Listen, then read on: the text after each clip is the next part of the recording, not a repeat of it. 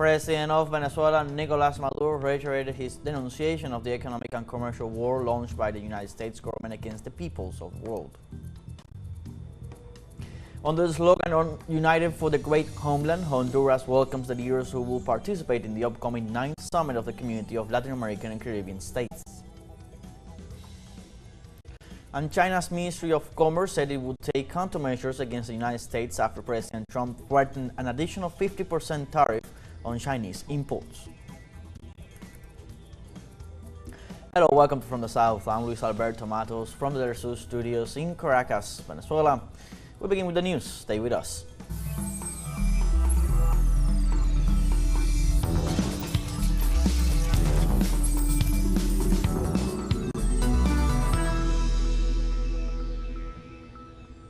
The President of Venezuela, Nicolás Maduro, reiterated his denunciation of the economic and commercial war initiated by the United States government while condemning Washington's imposition of trade sanctions against the peoples of the world. During his broadcast, Con Maduro Más, President Maduro described the new tariff policies implemented by Donald Trump's administration as an economic nuclear war, emphasizing that the United States is also generating damage to its economy. The head of state informed that he will declare this Tuesday a national economic emergency in order to address the disturbances caused by the U.S. measures. The president also condemned the beginning of a media campaign about an escalation of criminality in the country after the return of Venezuelan migrants and the false flag operation coordinated between ExxonMobil executives and Guyanese authorities to simulate an attack against Venezuelan oil installations in the disputed area in view of the proximity of the CELAC Summit. Nosotros decimos que es un error desatar una guerra. We say that it is a mistake to unleash a world economic trade war. We say that it is immoral to do so. As we have said before, that it is an immoral illegality and to harm the countries of the world with economic sanctions to colonize them, as they have tried for 65 years against Cuba, as they have tried and are trying to do against Venezuela, or against Nicaragua, or Russia, or China, or the Democratic Republic of Korea, or against other peoples of the world. It is a mistake. In turn, the Venezuelan head of state denounced the beginning of a media campaign that seeks to promote a false narrative of an alleged escalation of crime and delinquency in the country. Because they want to cover up the achievements and the struggles against the criminal gangs, many of them supported from abroad, and they're making a campaign. Now that with the return of the migrants, the robberies are back. The insecurity is back. They're giving it a lot of volume in the social networks. They're even making little videos saying that they stole the clothes, that they did such and such a thing. But the daily achievements of the security forces of the state, of the quadrants in the social networks, of the daily achievements, that they did such a thing to him. But the daily achievements of the state security forces, of the quadrants in the social networks, of the daily achievements. That is why I call our people to the powerful police-military fusion to intensify the fight against criminal gangs and guarantee peace, security, and protection to all the neighbors and all our people to continue moving forward. And under the slogan United for the Great Homeland, Honduras welcomes the leaders who will participate in the upcoming 9th Summit, Community of Latin American and Caribbean States. The 9th CELAC Summit will be held next April 9th at the Central Bank of Honduras building in Tegucigalpa, with the participation of at least 12 leaders and other representatives of the 33 member countries of the community. In this regard, at least 5,000 members of the National Police Force and 2,000 members of the Armed Forces will guarantee order, mobility, and protection of citizens and foreign guests at the summit. It should be noted that during the summit, the Honduran presidency, Xiomara Castro, will hand over the pro tempore presidency of CELAC to her Colombian counterpart, Gustavo Petro.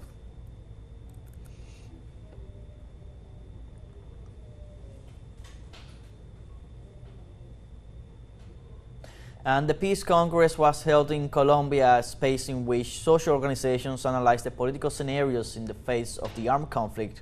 Our correspondent Hernán Tobar has the details.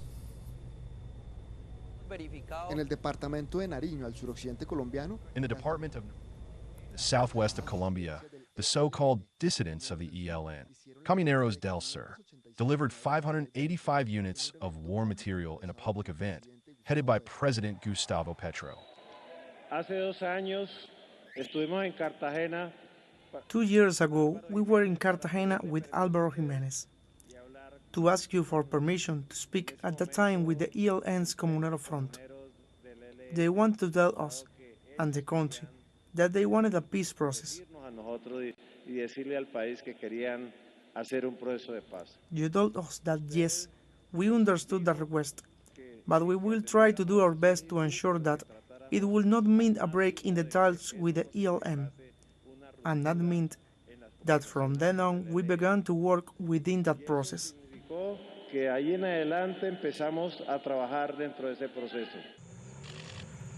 Esta estructura cuenta con alrededor de 300 hombres. This structure has around 300 men who separated from the ELN and began a process of rapprochement and dialogue with the Colombian government. The parties agreed in this process to cease fire once this front is concentrated in the temporary location zones, located in the municipalities of Samaniego and Gauchaves in the Department of Nariño. For analysts, this activity represents a glimmer of hope in the face of questions about the total peace that has not yielded the expected results. Es un hecho pequeño. It is a small fact, but it must be considered with transcendence, with importance in a period when total peace is going through a very judicious review of different sectors. Let us hope that with this factor review of all the processes that exist, of all the boards that exist, se haga revisión de todos los procesos que hay, de todos los tableros que hay, y se pueda can be made, and that it can be defined with each board what can really be achieved with each organization and march with certainty and security towards this place. Con certeza y seguridad hacia ese lugar. Mientras tanto, otro paso en la búsqueda de la pacificación del país. Meanwhile, another step in the search for peace in the country was taken in the city of Bogotá, where more than 150 national and international social organizations held a Congress for peace, seeking common ground to find a political solution to the current social and armed conflict and to promote the creation of a social movement for peace, urging both the government and the ELN insurgency to return to the dialogue table, in addition to providing security and protection guarantees for the civilian population and respect for international humanitarian law. Muy importante que nos hayamos reunido organizaciones constructoras. It is very important that we have gathered together peace-building organizations and that we have decided to coordinate ourselves better in order to surround the construction of peace. Mejor para rodear la construcción de la paz, hemos decidido que la paz va a ser. We have decided that peace will be our candidate in the 2026 elections, so we are all ready to be in the campaign. Nos aprestamos a estar en campaña. A incidir desde la paz. To influence from peace so that the tables that are in difficulties or that have broken down can be retaken again, and those that still exist, to surround and accompany them. Y aquellas que todavía existen, pues rodearlas, acompañarlas. Ante la violencia que sigue golpeando a las poblaciones más. In the face of the violence that continues to strike the most vulnerable population, civil society does not tire of organizing itself, calling the attention of the armed actors and the state to find a comprehensive and dialogue-based solution to the difficulties surrounding peace in the country. Hernán Darío Tobar Gaitán, teleSUR, Bogotá, Colombia. We have now our first break coming up. Remember, you can join us on TikTok at teleSUR English, where you'll find news in different formats, news updates, and much more. We're going to be right back. Stay with us.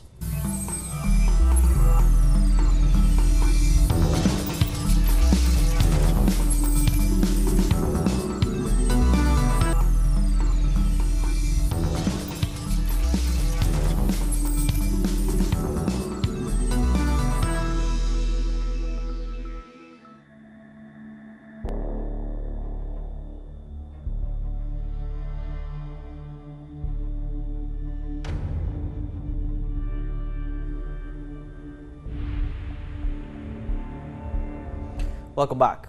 In Palestine, the Ministry of Health warned about the deterioration of sanitary conditions, lack of food, vaccines, and drinking water. The Gaza and health authorities denounced that Israel has prevented the entry of essential vaccines, preventing the control of epidemic outbreaks. The access to drinking water has become another factor in the situation in which Gazans live in life, given the interruption of the supply of this water resource, which has triggered health and environmental risks. Also, according to the health agency, due to the inhumane closure of crossings and the food entry ban imposed by Israel, the food situation in the coastal enclave is dire, affecting more than 2 million people at risk of malnutrition.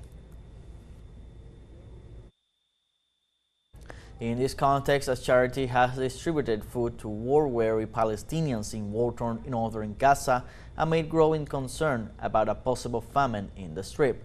Gaza's population of more than 2 million people is currently dependent on international aid. In this regard, aid groups continue to express concern that the gains made during the 6-week ceasefire to avert famine in parts of the Strip have been diminishing as Israel continues to block aid from entering Gaza. Palestinians in Gaza struggle to feed their families amid Israeli blockade on humanitarian aid. Many have turned to charities to get food for their children. I came to get lunch from the charity because the situation in Gaza is generally catastrophic and difficult, and my situation is below zero. I don't have anything to buy any of my needs, and what is available is very expensive.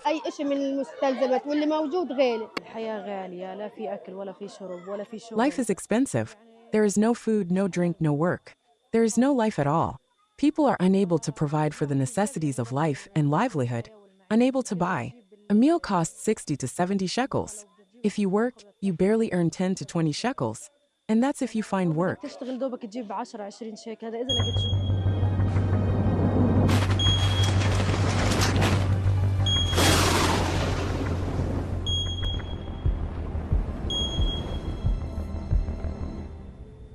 Mount Canlaon, a prominent active volcano in the Philippines, erupted on Tuesday morning, spewing a massive ash plume approximately 4,000 meters into the sky. The eruption occurred on Negros Island, prompting concern about ashfall in nearby villages. Despite the significant ash cloud, there were no immediate reports of casualties. However, health concerns remain due to the potential respiratory issues and other hazards associated with ashfall. Mount Canlaon is currently on alert level 3, indicating a heightened risk of further eruptions. The Philippine Institute of Volcanology and Seismology has restricted access to the 6-kilometer danger zone around the volcano.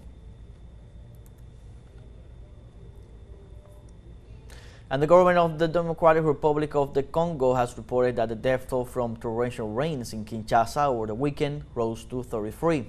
In a statement, the Congolese Ministry of the Interior also reported that 46 people had been hospitalized and that more than 200 homes had been flooded after the Njili River overflowed its banks. The climatic phenomenon has caused difficulties for the inhabitants of the city, such as the interruption of the flow of drinking water and the cutting of power in different areas. So far, the authorities have opened 4 reception centers in the city where they have received about 300 families. And heavy rainfall and severe thunderstorms have caused widespread flooding across several states in the U.S. Midwest and Southeast. In Ohio, the Ohio River reached its highest level since 2018, cresting over 20 meters in greater Cincinnati. Kentucky faced catastrophic flooding with evacuations ordered in multiple areas.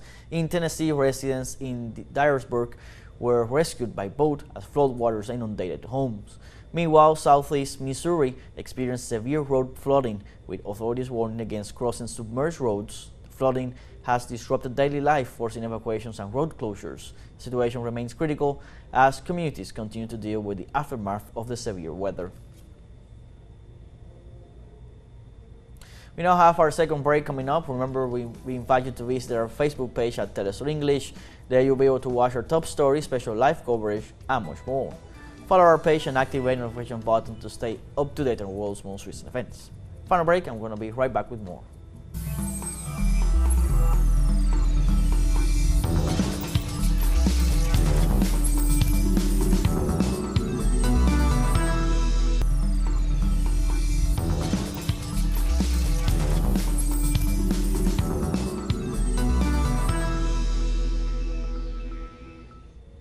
Welcome back. On Tuesday, China's Ministry of Commerce said it would fight to the end and take countermeasures against the United States to safeguard its interests after President Trump threatened an additional 50% tariff on Chinese imports. Through a statement read out on CCTV, the Ministry of Commerce said that the United States' imposition of so-called reciprocal tariffs on China is completely groundless and is a typical unilateral bullying practice.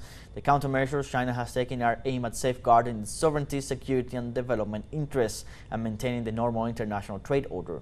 Trump's threat Monday of additional tariffs on China raised fresh concerns that his drive to rebalance the global economy could intensify a financially destructive trade war. Stock markets from Tokyo to New York have become more unstable as the tariff war worsens.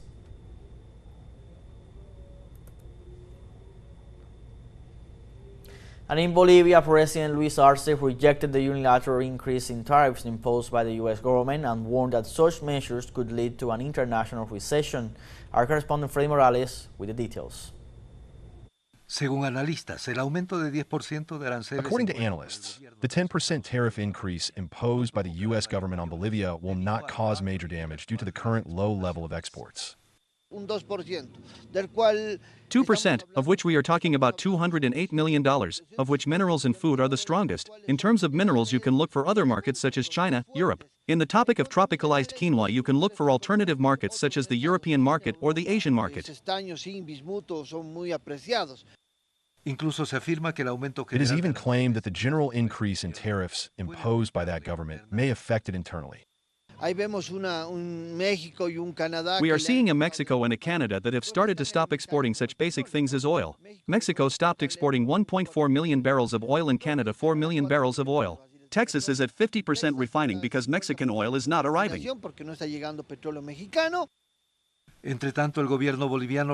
Meanwhile, the Bolivian government rejected the 10% tariff increase imposed on Bolivian exports. We totally reject the imposition of tariffs that have no technical study behind them.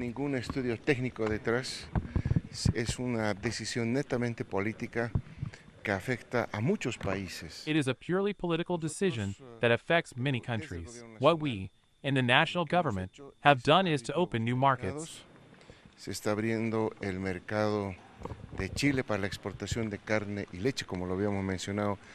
We are opening the Chilean market for the export of meat and milk. We have opened the markets of the BRICS countries for Bolivia. We are in the process of completing all the procedures to fully join Mercosur.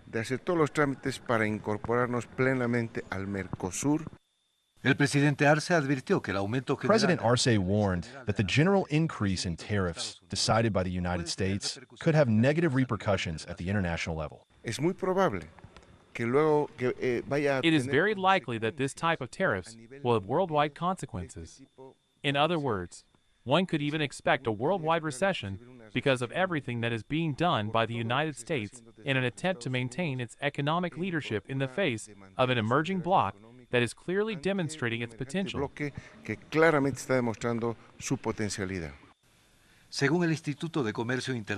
According to the International Trade Institute, last year, 263 Bolivian products were exported to the United States for a value of $224 million. The main ones are tin, chestnuts, and quinoa. But this country's purchases of product from the United States are more than twice what it exports. Purchases reached $781 million. Las compras llegan a los $781 millones. Freddy Morales, TeleSUR, Bolivia.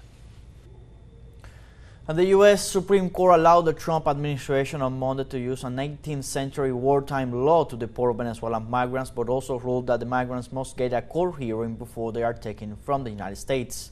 The court's action appears to bar the administration from immediately resuming the flights that last month carried hundreds of migrants to a notorious prison in El Salvador. The flights came soon after President Donald Trump invoked the Alien Enemies Act for the first time since World War II to justify the deportations under a presidential proclamation calling the Tren de Aragua gang an invading force. The court ruling did not say anything about the flights, which took off without providing the hearing the justices now say is necessary.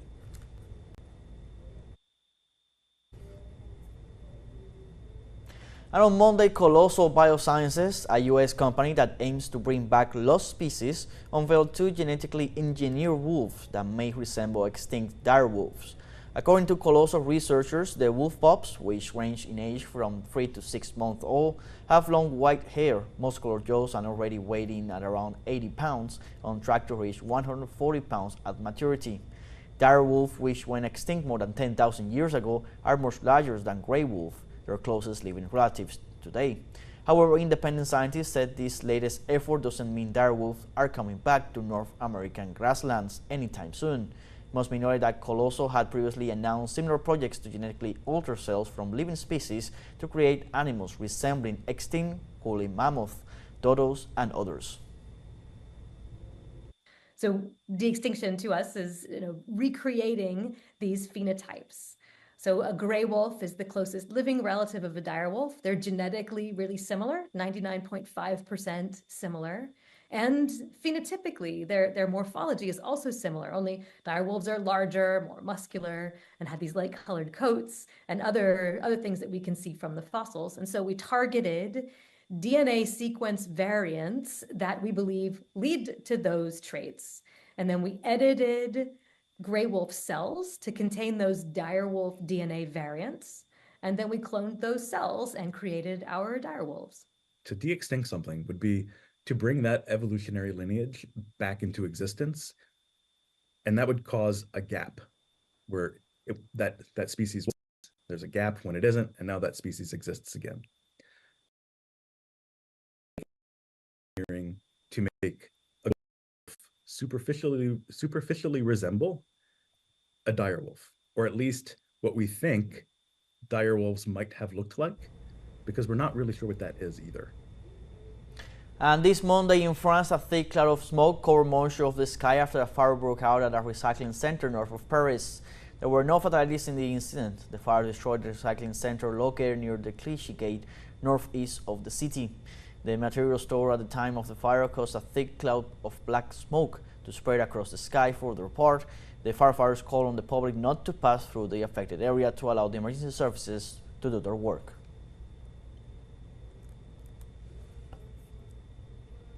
Like this, we have come to the end of this news brief. You can find these and many other stories on our website at telesurenglish.net. So join us on social media, Facebook, X, Instagram, Telegram, and TikTok. For TeleSUR English, I'm Luis Alberto Matos. Thank you for watching.